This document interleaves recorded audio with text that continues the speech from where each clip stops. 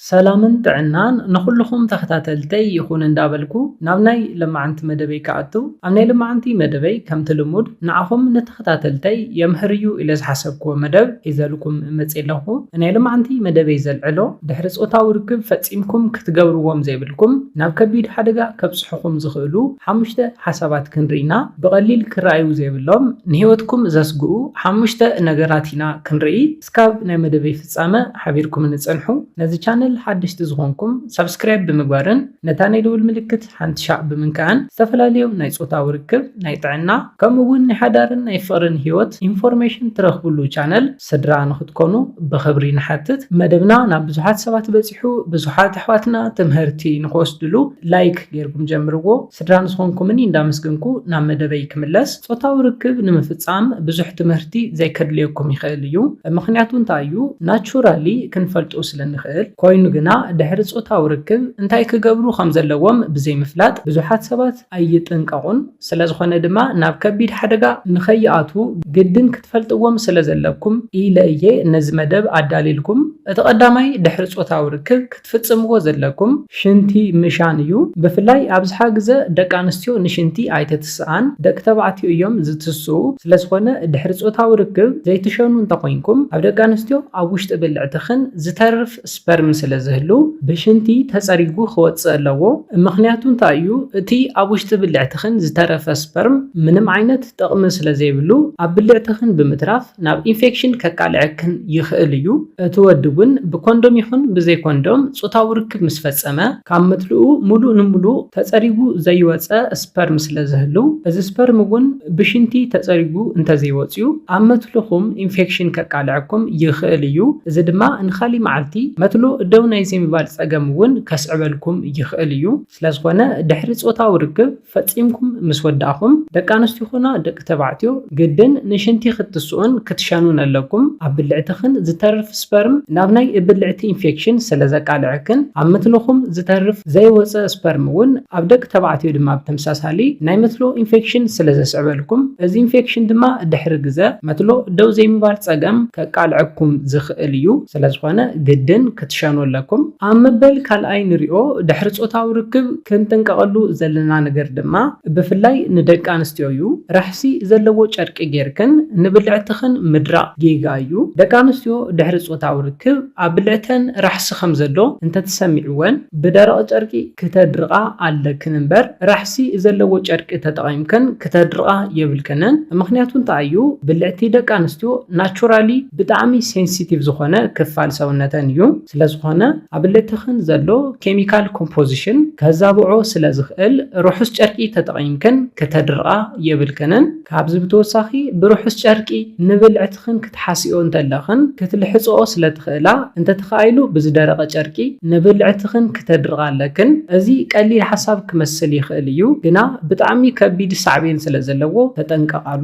ኣብ መበል ሳልሳይ ንሪኦ ድሕሪ ፆታዊ ርክብ ክትጥንቀቕሉ ዘለኩም ድማ ንብልዕትኽንን ንመትልኹምን ብሳሙና ምፅራይ እዩ። እዚ ብጣዕሚ ዝተኸልከለ ነገር እዩ። ኣብ ደቂ ተባዕትዮ ብናይ ቅድሚት ነኳል ሳሙና ናይ ምእታው ፕሮባቢሊቲኡ ብጣዕሚ ንእሽተ እዩ። ኣብ ደቂ ኣንስትዮ ግና ድሕሪ ፆታዊ ርክብ ንብልዕትኽን ብሳሙና ፈፂምክን ክተፅርያ የብልክንን። ምክንያቱ እንታይ እዩ? ብልዕቲ ደቂ ኣንስትዮ ኣብ ውሽጡ ናቹራል ሉብሪካንት ኣለዎ። ነዚ ሉብሪካንት ብሳሙና ኣብ ተፅርያሉ ግዜ ናይ ምፍልፋል ዓቕሙ እንዳቐነሰ ይመፅእ እዩ። እዚ ድማ ናይ ብልዕቲ ምድራቕ ከስዕበልክን ዝኽእል እዩ። ናይ ብልዕትኽን ምድራቕ እንተጋጢምክን ድማ ቃንዛ ኣብ እዋን ፆታዊ ርክብ ክስምዐክን ይጅምር። ብሰንኪ ቃንዛ ድማ ዕግበት ኣይትረኽባን። ብሰንኪ ቃንዛ ፆታዊ ርክብ ሙሉእ ንሙሉእ እውን ከፅለአክን ይኽእል እዩ። ካብዚ ብተወሳኺ ኣብ ሳሙና ንጨናን ንሕብርን ተባሂሎም ዝውሰኹ ኬሚካላት ስለዘለው ናብ ብልዕትኽን እንተኣትዩ ድማ ዘየድሊ ናይ ብልዕቲ ጨናን ናይ ብልዕቲ ኢንፌክሽንን ከስዕበልክን ይኽእል እዩ። ስለዝኾነ ኣብዚ እውን ደቂ ኣንስትዮ ብጣዕሚ ዓብይ ጥንቃቐ ክህልወክን ኣለዎ። ድሕሪ ፆታዊ ርክብ ይኹን ቅድሚ ፆታዊ ርክብ ፈፂምክን ንብልዕትኽን ብሳሙና ክተፅርዮ የብልክንን። ኣብ መበል ራብዓይ ንሪኦ ድሕሪ ፆታዊ ርክብ ክትፍፅምዎ ዘይብልኩም ድማ ቅድሚ ፆታዊ ርክብ ጌርክንኦ ዝነበርክን መትሐዚ ጥውን ፓንትን ብምግባር ምድቃስ እዩ። እዚ ነገር እዚ ብጣዕሚ ሓደገኛ እዩ። ምክንያቱ እንታይ እዩ? ጌርክንኦ ዝነበርክን መትሐዚ ጥውን ፓንትን ፓንትን ቅድሚ ጾታዊ ርክብ ኣብ ትገብርዎ ፎርፕሌይ ማለት እውን ምስዓም ምትሕስሳይ ከምኡውን ኣብ ትገብርዎ ፀዋታታትን ፓንትኽን ካብ ብልዕትኽን ዝወፀ ፈሳሲ ክትርክስ ይኽእል እዩ። መትሐዚ ጥውክን እውን ብተመሳሳሊ ረሃፅ ክሕዝ ይኽእል እዩ። ስለዝኾነ ደጊምክን ድሕሪ ጾታዊ ርክብ ኣብ ተገብራሉ ግዜ ድማ ድሕሪ ጾታዊ ርክብ ናይ ደቂ ኣንስትዮ ከምኡውን ናይ ደቂ ተባዕትዮ ቆርበት ናይ ምስፋሕ ጠባይ ስለ ዘለዎ ኣብ ደገ ዘሎ ርስሓት ናብ ውሽጢ ይኣቱ እዩ። እዚ ድማ ሕማቕ ናይ ሰውነት ጨና ንክህልወኩም ዝገብር እዩ። ስለዝኾነ ድሕሪ ጾታዊ ርክብ ጌርክንኦ ዝነበርክን መትሐዚ ጥውን ፓንትን ጌርክን ክትድቅሳ የብልክንን። ደቂ ተባዕትዮ እውን ብተመሳሳሊ ቅድሚ ጾታዊ ርክብ ጌርኩምዎ ዝነበርኩም ፓንቲ ጌርኩም ኣይትደቅሱ። ኣብ መበል ሓምሻይን ናይ መወዳእታን ንሪኦ ድሕሪ ጾታዊ ርክብ ክንገብሮ ዘይብልና ድማ ብውዑይ ማይ ሻወር ምግባር እዩ። ድሕሪ ጾታዊ ርክብ ሻወር ምግባር ብጣዕሚ ኣገዳሲ ከም ዝኾነ ክትፈልጡ ኣለኩም። ኮይኑ ግና ብውዑይ ማይ ኣብ ዝኾነሉ ግዜ ብልዕቲ ደቂ ኣንስትዮ ድሕሪ ጾታዊ ርክብ ናይ ምስፋሕ ጠባይ ኣለዎ። ኣብዚ ግዜ ብውዑይ ማይ ኣብ ትሕፀባሉ ግዜ ብናይ ብልዕቲ ኢንፌክሽን ናይ ምቅላዕ ዕድልክን ይሰፍሕ እዩ። ስለዝኾነ ድሕሪ ጾታዊ ርክብ ምፍጻምኩም ብውዑይ ማይ ሻወር ክትገብሩ የብልኩምን። ስለዝኾነ ድሕሪ ጾታዊ ርክብ ክትገብርዎ ዘለኩምን ዘይብልኩምን ፈሊጥኩም ምፍላጥ ንጥዕናኹም ብጣዕሚ ኣገዳሲ ነገር እዩ። ነዞም 5 ጥንቀቕሎም ዘለኩም ሓሳባት ድማ ብዝግባእ ፈሊኹም ብምፍላጥ ንሰውነትኩም ካብ ሓደጋ ሓልውዎ። ነዞም 5 ኣገደስቲ ነገራት ንምዝኽኻር ዝኣክል ተቐዳማይ ርኢናዮ ዝነበርና ድሕሪ ጾታዊ ርክብ ክንገብሮ ዘለና ድማ ንሽንቲ ምትሳእ እዩ። ኣብ ደቂ ተባዕትዮ ይኹን ኣብ ደቂ ኣንስትዮ ዝተረፈ ዘይወፀ ስፐርም ክህሉ ስለ ዝኽእል ብሽንቲ ክፅረግ ክኽእል ኣለዎ። እንተዘይኮይኑ ግና ናይ ብልዕትን ናይ መትሎን ኢንፌክሽን ከስዕበልኩም ስለ ዝኽእል ኣብ መበል ካልኣይ ርኢናዮ ዝነበርና ድማ ብፍላይ ንደቂ ኣንስትዮ እዩ ነይሩ። ንብልዕትኽን ራሕሲ ብዘለዎ ጨርቂ ክተንቅፃ የብልክንን ኬሚካል ኮምፖዚሽን ብልዕትኽን ከዛብዖ ስለ ዝኽእልን ንብልዕትኽን ክልሕፅ ስለ ዝኽእልን እዩ። ኣብ መበል ሳልሳይ ርኢናዮ ዝነበርና ድማ ንብልዕትኽን ወይ ድማ ንመትሎኹም ብሳሙና ምፅራይ እዩ። እዚ እውን ብጣዕሚ ዝተኸልከለ ሓደገኛ ነገር እዩ።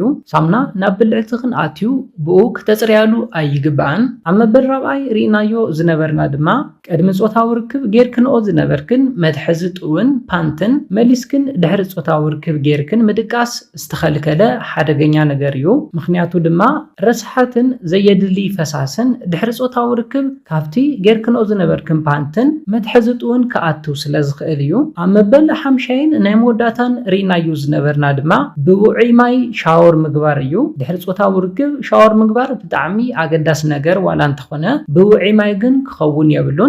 ናብ ዘየድሊ ናይ ብልዕቲ ኢንፌክሽን ከቃልዕክን ስለ ዝኽእል። ስለዝኾነ ነዞም 5 ኣገደስቲ ሓሳባት ካብ ልምዓንቲ ኣብ ሂወትኩም ተግባራዊ ክትገብርዎም ኣለኩም።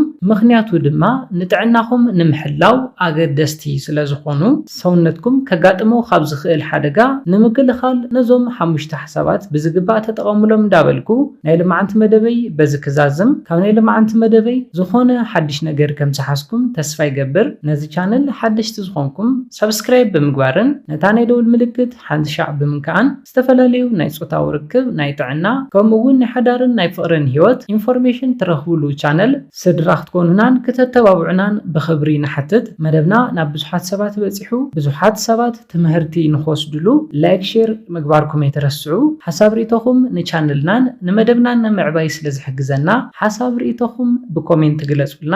ብኻሊእ መደብ ብኻሊእ ሓሳብ እስካብ ንራኸብ ሰላምን ጥዕናን ንኹላትና። ያኔለይ